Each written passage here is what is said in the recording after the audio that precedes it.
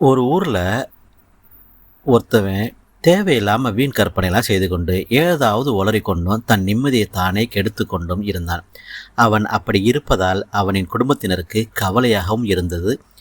மருத்துவரிடம் அழைத்து சென்றார்கள். அவனை சோதித்து பார்த்த மருத்துவர், எப்போதிலிருந்து தேவையில்லாமல் இப்படி கவலையில் இருக்கிறீர்கள் என கேட்டார்.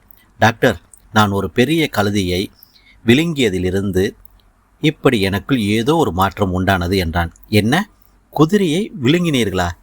என்ன சொல்கிறீர்கள்? அதெல்லாம் சாத்தியமில்லை என்று மருத்துவர் எவ்வளவோ சொல்லியும் அந்த நபர் கேட்பதாக இல்லை.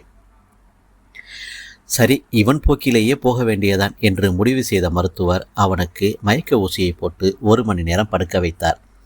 அவன் மயக்கம் தெளிவதற்குள் ஒரு நிஜ குதிரையை பிடித்து வந்து மருத்துவமனை வாசலில் கட்டி வைத்தார். அவனுக்கு மயக்கம் தெளிந்தது. உடனே மருத்துவர் அவனிடம், உங்கள் வயிற்றில் அறுவை சிகிச்சை செய்து நீங்கள் விழுங்கிய குதிரையை வெளியே எடுத்துவிட்டேன். வாசலுக்கு சென்று பாருங்கள், நீங்கள் விழுங்கிய குதிரை இருக்கிறது என்றார். அவனுக்கு வாசலுக்கு வந்து பார்த்தான். உடனே பதறி அடித்து கொண்டு மருத்துவரின் அறைக்கு ஓடி வந்தான். ஐயையோ டாக்டர், அது நான் விழுங்கிய குதிரை இல்லை. நான் விழுங்கிய குதிரை கருப்பு நிறம். நீங்கள் காட்டும் குதிரையோ வெள்ளை. அப்படியென்றால் ஐயையோ, என் வயிற்றில் 2 குதிரைகள் இருந்திருக்கிறது. ஏன் நீங்கள் கருப்பு குதிரை எடுக்கவில்லை? ஏதாவது பிரச்சனையா என்று கேட்க, அதற்கு டாக்டர், என்னால் முடியலை, இன்னைக்கு ஆஸ்பத்திரி லீவு என்று சொல்லிவிட்டு வீட்டுக்கு கிளம்பினார்.